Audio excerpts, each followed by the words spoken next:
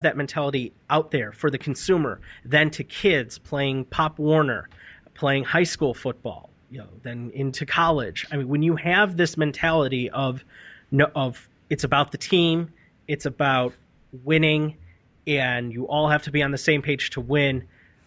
Sure, that's absolutely true. But the same, Yeah, but same you gotta be on the same page to win, but you don't you don't no, text people that you're gonna kill their family.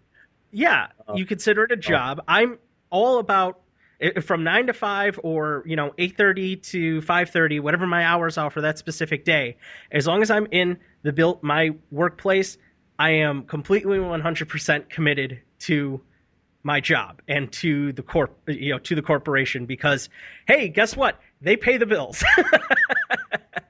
And the business does well, I'll do well. yeah, yeah, exactly. Like you get it. Like it's funny, it's whenever I walk into my job and somebody asks me, oh, or anything about the job, I'm like, how can I am still getting 40 hours a week. I do have opportunity for overtime. They're still paying me. I'm getting paid. The checks are clearing. Yeah, yeah, They're paying for my benefits. They're paying into my 401k. I'm still getting time off. yeah. Um, when the checks, when they start taking that stuff away, and then I'll have a problem with it. But yeah, whatever. That's what you do. Like I don't know. I I couldn't agree more. I don't get it. Is what it comes down to. Is that, and I don't know if I will ever understand the hazing culture. And if you completely disagree with us, if you're a listener and you completely disagree with us, please feel free to write in. And I will gladly read your and, response and on the show. we will start hazing you.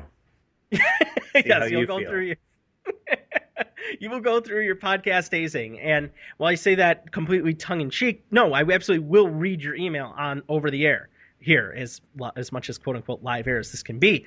But please feel free to share your opinions with us. And if you think we're completely off base here, fine, go ahead. This isn't, to me, it has nothing to do with not being tough enough. I consider myself a rather patient and strong individual mentally when it comes to these sorts of things. So please feel free to try to explain otherwise. And I would absolutely say the same of Mike, that he's a very persistent and patient and strong individual in his own sense. And I didn't need to sneak up to him in the middle of the night during during OTAs or training camp with a pillowcase full of soap and beat him to find that out. It's I don't know. You got me on this. If you need to be a meathead barbarian, okay, that's fine. But no, that's kind of what people are going to see you as. At least those that have a couple of brain cells to kind of rub together and understand and get what we're talking about here. So I'm with you. I'm just idly reading through some of these answers. Let's see, so Glazer says, right, wrong, or indifferent. Because of all of this, you've become the face of bullying in America. Someone thinks of a bully, they think of Richie Incognito. His response: this isn't an issue about bullying. This is an issue of mine and John's relationship where I've taken stuff too far oh and yeah, I didn't know understatement. I was hurting him. What else is bullying? I mean, isn't Yeah. that pretty much like the definition, I think, of bullying? I mean, except for bullies know what they're doing. How do you not like know that? I don't know. Yeah, I don't know. It's a very sad state, I would say. I'm not, and it goes against bullying in all fashions, whether it's just someone picked you because picked you to bully just because they didn't like your hair that day. Whatever the case may be. It's so stupid. It's archaic. It's completely outdated. I don't find there's any sort of you know honor in saying that you had a bully, or that it's nice to be the target of physical subjugation or physical abuse, mental abuse, whatever the case may be, simply because I think we're all pretty well aware of the, I don't know, I guess the consequences of it happening, or the potential consequences of it happening growing up in a post-Columbine era. And well, me being a product of the education system, a high school education system, nearly immediately after uh, the events of Columbine, Colorado. So, for those of you that happen to listen to us, went to and went to high school in the '60s or the '70s, or found it fashionable to you know have a bully, to be a bully. I mean, heck, they even talked about it in the Breakfast Club. I mean, come on, and that was what, Yeah, 84, yeah, 83, 84. yeah. You talked about a school shooting, and that was a potential school shooting there, and when that had never happened, that never got any sort of attention. No, not at all. But I mean, it definitely you look it, it does now, but yeah, he's like, holy crap, that's a real threat there. it's So yeah, yeah. Oh man. I don't know what to say. Otherwise, just stupid. If you have opinions, you know how to contact us through Twitter at IEP Podcast. Email will always take IEP Podcast, one word, at gmail.com. You can also find us on Facebook, and please feel free to start a discussion there if you are interested in such things. Of course, we'll always welcome that. Otherwise, not much else going on. The Cubs settled on their manager. Your thoughts? I don't know. I Well, I think mean, that's fair. okay. My thoughts based upon what I don't know anything about. Coming in, I did not know anything about Rick Renteria. What I do now is apparently nobody has a bad thing to say about Rick Renteria, which kind of half scares me because well, but who's going to say a bad thing about whatever, anybody? But there's got to be something bad about him. The thing I do like, though, was that he is a former high draft pick who was a bust, which I like that angle because Okay. there's just a lot about he said he likes to just be in constant communication with his players, and I don't think the Cubs have really had a manager like that. Um, I mean, they've had the quote players managers who are definitely would Dusty's a players manager. I wouldn't think that Dusty would have a great relationship with everybody. So I guess I'm kind of looking at it like he's trying to work with everybody. Okay, but I don't know. Who knows? Who knows it all? Yeah. Whatever. Yeah, he was a 20th overall pick by the Pirates in 1980. So, I mean, if you have any guys on the team that are young, high picks, which they do, there's a guy who went through it, albeit 30 years ago, and that's another problem that you got to because the young players, are they going to buy into that?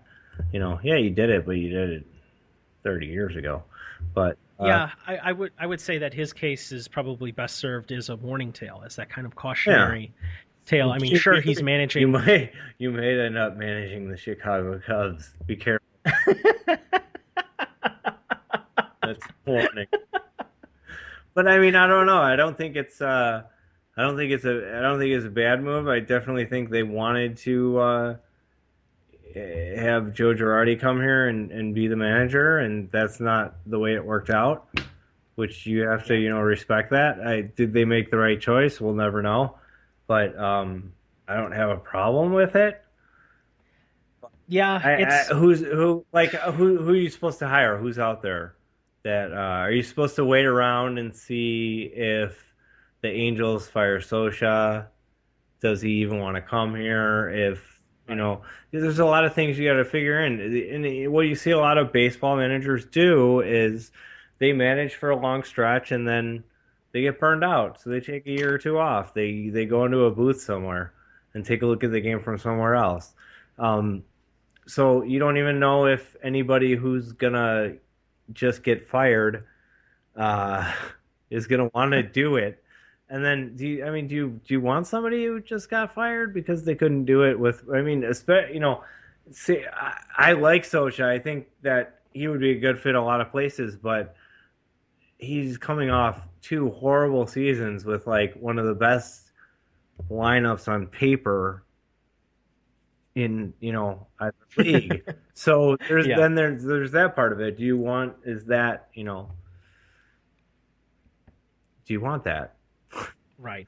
No, you're right, and I'm with you. I don't know. It's very tough. It's very difficult to say what is the correct decision at this juncture. I think I think Renteria will help uh, Castro and Rizzo develop a little bit better. I certainly would like to think that he will help some of the other players in the system have something to strive for. He'll either help them become better players or he'll help them get prepared to be the next manager of the cut. Exactly. Maybe he Yeah. just got hired to groom managers for future managers. This is what you do. Yeah. Be a high pick, and then when you get to the bigs, totally suck, and then become a minor league Flame out. coach, minor league manager, and then become a bench coach somewhere and get a job. Yeah. 30 years later. You're right, because there's those names that we're so familiar with, like the Tories, the Pinellas, the LaRussas, well, yeah, heck, even the Sochas, Yeah. or I mean, any manager that has that experience and has that weight and gravity with his name, Yeah. they're just not there right Well, now. not only that, I don't have the stats right in front of me, but I know there's multiple World Series winning managers, but it's not a sport where managers hop around from team to team and win. I can't even think of, the only manager I can think of that has two World Series in recent memory, and this is a while ago, is Sparky Anderson. He won a title with the Reds in the 70s, and he won a title with the Tigers in the 80s. I can't think of anybody recently. I'm going to do a little Google search right now just to back that I would say up. Bruce Bochy Where did he win it? at San Francisco. And where else? I'm talking about With two different teams. teams. Okay. So Okay. if you're going with the let's try to get Torrey out of retirement, or let's try to get LaRussa. Well, I guess LaRussa did it. Did he win with the A's? Did he ever? Yeah. Yeah, Yes, he he won with did. the A's and he won with the Cardinals. So that's the most recent one, but it's very few and far between. So I don't know how much you're looking for that kind of manager. You know what I mean? Are you? It doesn't happen often. And I don't think that's what the Cubs are looking for. Heck, I don't even think that's what the White Sox will be looking for right now when they have to undergo a managerial search potentially next year. It's difficult to say because the game has changed a lot. And well, you can say, well, what do you mean it's changed? It's still slow. It's still this. It's still that. Well, There's no more drugs. yeah, Well, there might be, but if there Allegedly. are, they can't test for them. exactly. So I don't know. It's difficult to say right now. Those managers aren't out there right now, and I don't know. We'll see what happens. We'll see if we're just in the process, I guess, of getting that next crop of those quote unquote good managers or franchise changing managers. Because I think when it comes down to it, an average manager is adequate these days. That's not to say that John Farrell of the Red Sox is adequate, but he certainly knew what they needed. But an average manager can't hurt you. Look at it in a net of zero. A great manager can help you win 5 games or so, maybe, but a bad manager can lose you 20, 30. Look at what Valentine was with the Red Sox. I mean, sure, it may not be giving Farrell enough credit, but it's certainly stating to the fact of what Valentine is in overrated garbage. So, yeah, baseball. I think it's a lot more difficult to determine and find that next player whisperer that's out there. We'll see who he is in due time, but I don't see that really happening for the next couple of years where, we got to get this guy. I mean, I didn't even think about it, but you had Terry Francona now. He's been managing for 13 years. So Here's a good one. Here's a good one. This article in Chicago Tribune .com. Guillen opened